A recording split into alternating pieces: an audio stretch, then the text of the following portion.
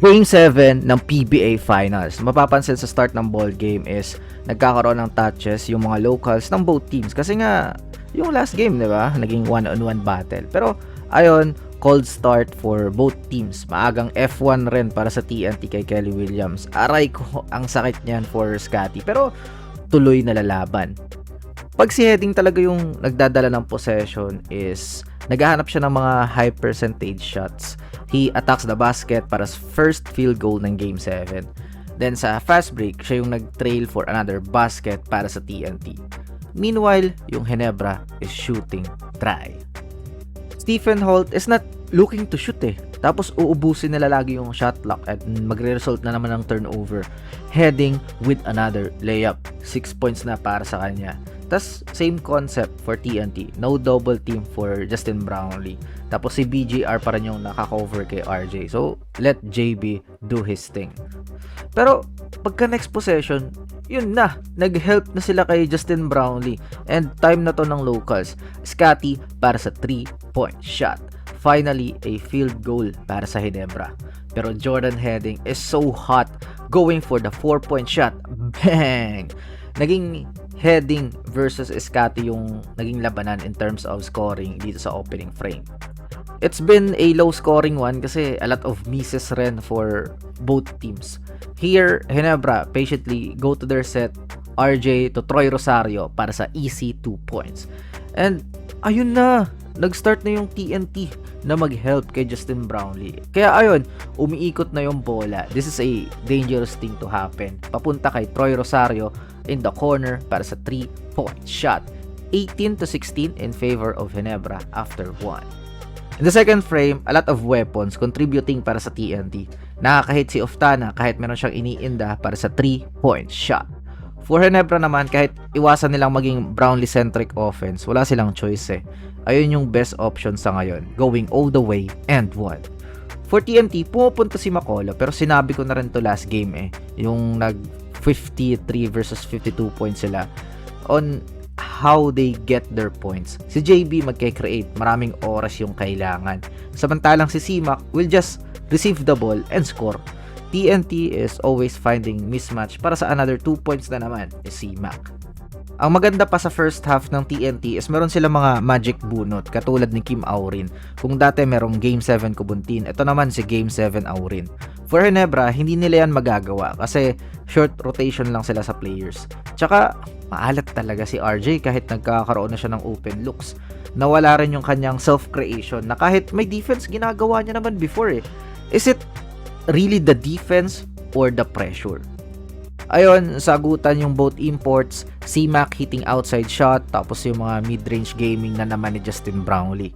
Tas to end the half, another local to explode para sa TNT ay si RR Pugoy, hitting mid-range shots to have a huge difference, 47-40 at the half para sa TNT. Ginebra is getting the pressure. Stephen Holt is missing, RJ is not himself, so what to do para sa Ginebra? Are they gonna go all in with Justin Brownlee? So, live ko rin kasi itong sinusulat, kaya tingnan na lang natin. In the third quarter, nasagot naman agad yung mga question natin at the half. Nawala yung self-creation ni RJ? Andito na siya. Though nagmimintes lang sa mga first possessions.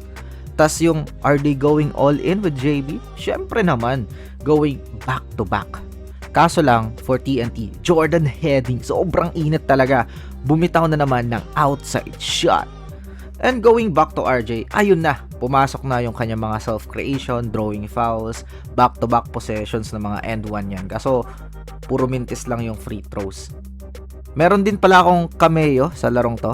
Joke lang. Pero ayun, yung mga question is, nasagot talaga ng Ginebra. Local scoring is there, hindi na JB-centric, merong attack si Scotty, tapos merong PNR action si RJ at Troy Rosario. At ang pinakamahalagang ginawa ni RJ sa larong to is getting the 4th personal foul of Chris Makolo. Medyo mainit din talaga siya dito mabigat yung mga bitaw niya. Kung napansin nyo, sa gitgitan pa lang nila ni Aguilar sinasakit niya masyado. Ito si RJ, magaling kumuha ng foul. Ang bigat neto for TNT. So without the second line defending of CMAC, RJ will attack the basket. Tapos merong Gortat screen pa from Troy, 2 points. Pero Jordan Heading na naman para sa TNT. Grabe lang. Kaso papasok na yung problem ng TNT on defending JB. Buong series kayong nag-stick sa one-on-one coverage. Pero in this crucial game, andun na yung mga help. Bakit? Open si Troy Rosario, 2 points. TNT starting to turn the ball over rin, resulting to transition points. Scottie Thompson, tabla na yung laban. Again, going back sa coverage ng TNT kay JB. Bakit nga biglang ganito na kayo? 3, 4 na yan. Ayon, libre si Scottie for the 3-point shot. And then, i-commend din natin yung pasok ni Nards Pinto dahil napigilan niya yung init ni Jordan Heading. 5-point lead para sa Ginebra. Sa lamig ni Stephen Holt at sabi natin kanina, hindi makakuha ng magic bunot ang Ginebra. Guess what? May sagot rin sila dito sa final period. Nards Pinto open for the 3-point shot. So, TNT went for the zone kasi nakakahit sa labas yung Ginebra. Pero kasi time din yan for them to move the ball, and that's their game. Brownlee, easy 2 points. So TNT went all in kay C-Mac sa offense, and he gets a lot of free throws. Ang problema is he cannot convert all of it.